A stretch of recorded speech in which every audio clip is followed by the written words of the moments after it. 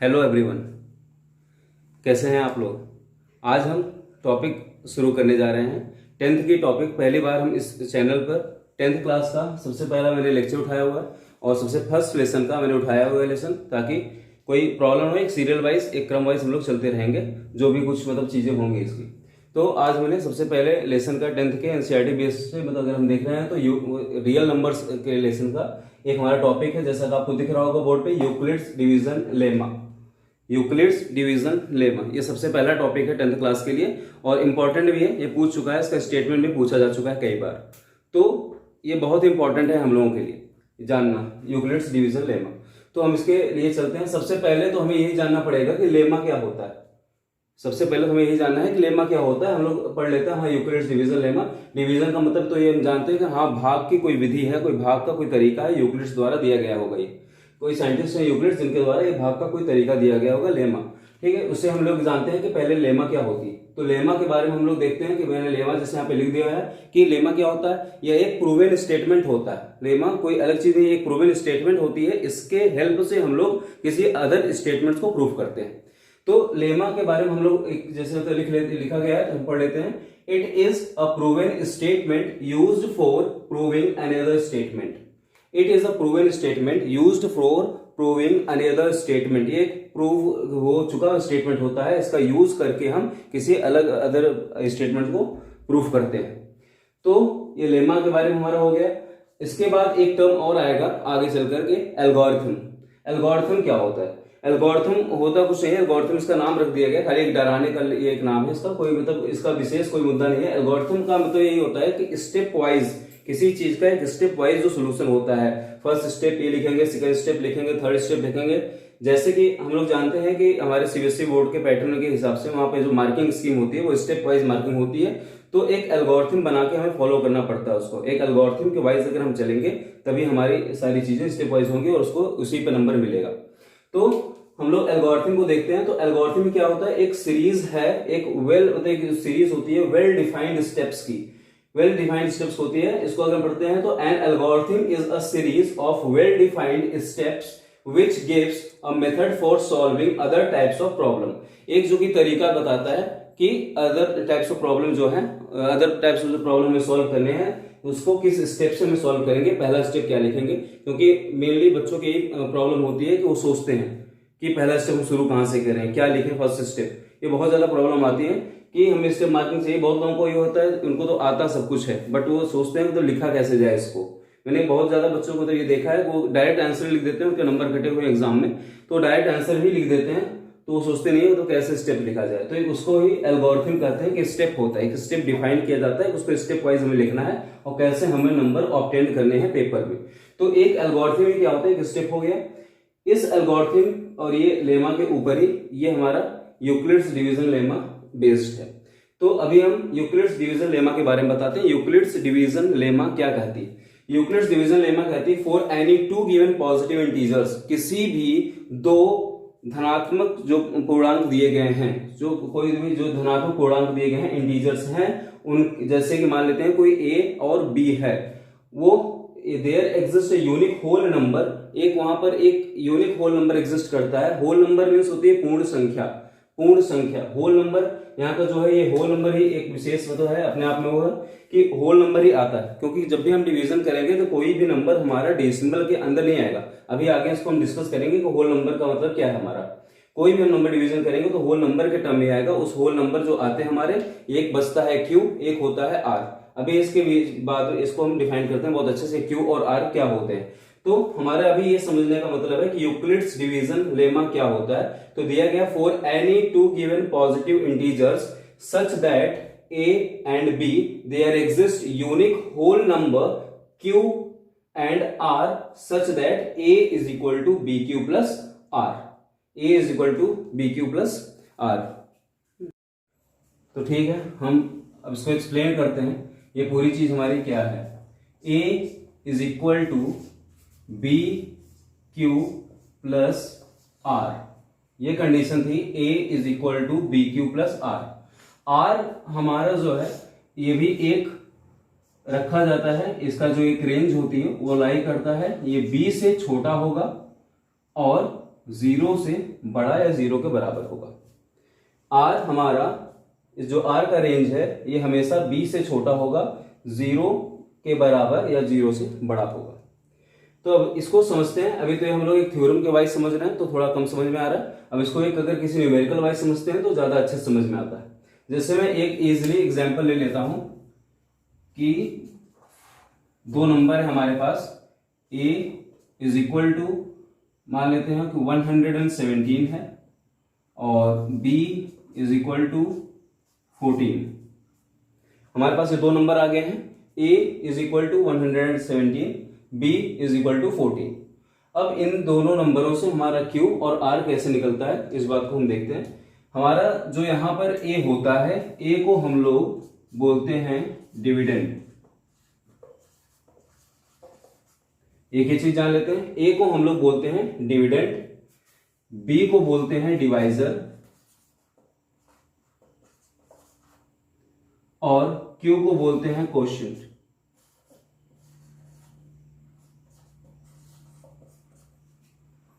r यहां पे reminder का काम करता है।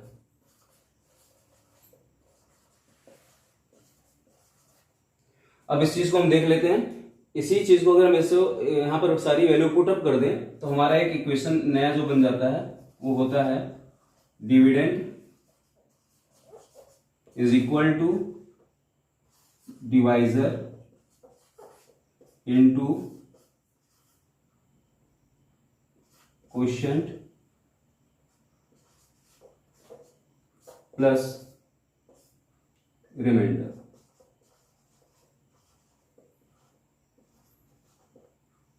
यही हो गया हमारा dividend is equal to divisor into quotient plus remainder. इसीलिए अब इस चीज को अगर एक एग्जांपल के तौर पर हम समझाने जा रहे हैं तो आपको ज्यादा क्लियर होगा ऐसी चीज। जैसे अब ये हमारा जो यहाँ पर जो छोटी सी संख्या है उससे हम लोग डिवाइड करेंगे जो बड़ी संख्या होगी। तो बड़ी संख्या हमारी क्या है 170। तो छोटी संख्या से हम डिवाइड करेंगे बड़ी संख्या को। बड़ी संख्या हमारी क्या है 117। 14 का टेबल पढ़ेंगे जिससे कि 117 के आसपास हो। तो 14 8 जा 112 माइनस करेंगे 5 आएगा और यही हमारा होता है रिमाइंडर। जो शेष यहां पे बचा है इसे हम लोग बोलते हैं रिमाइंडर और जो हमारा ये 8 आया हुआ है इसे हम लोग बोलते हैं कोशेंट।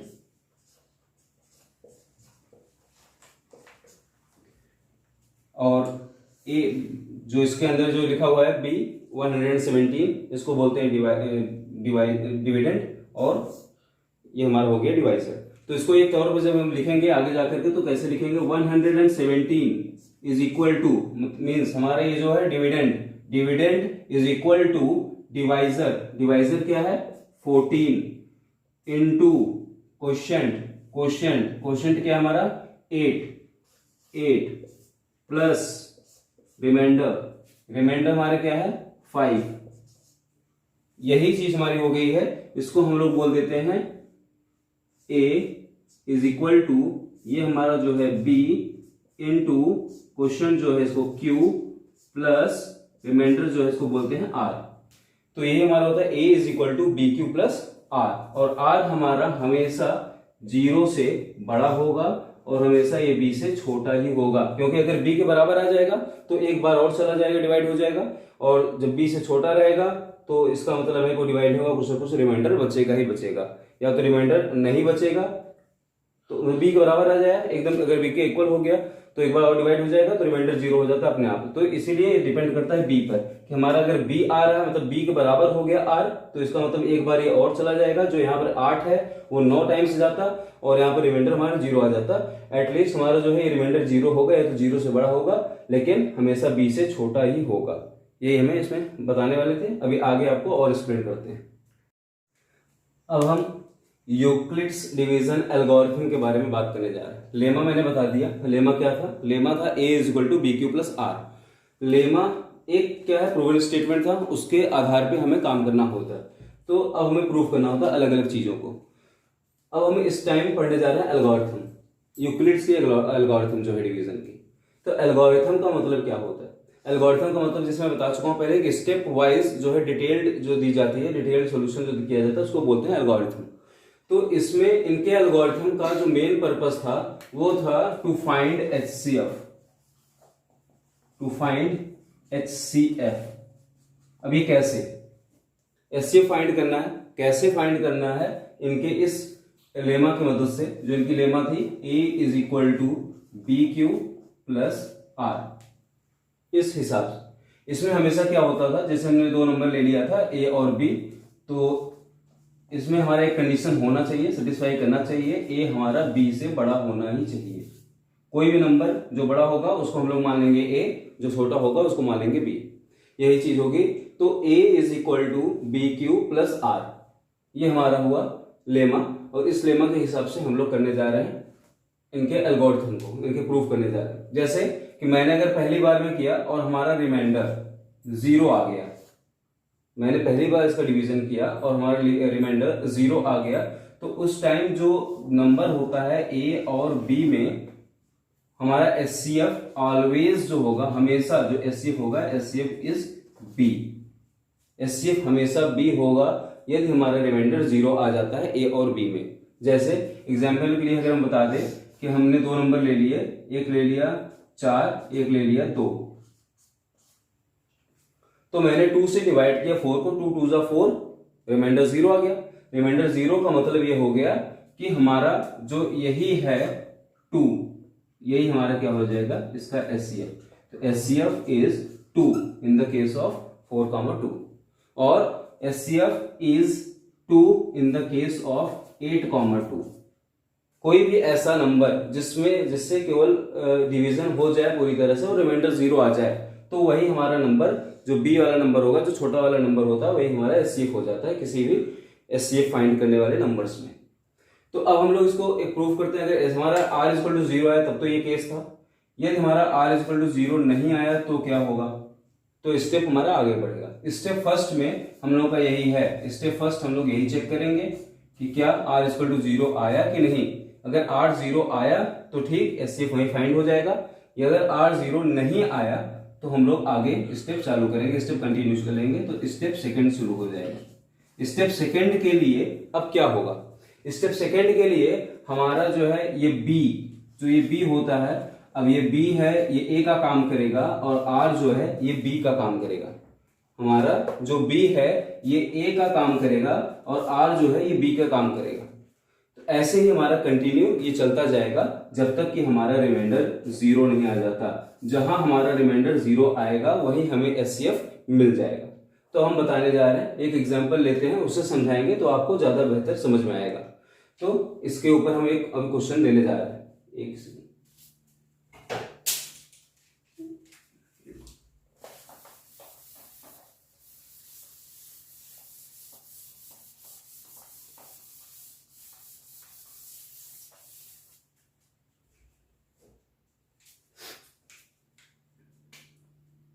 एक एग्जाम्पल ले लिया मैंने।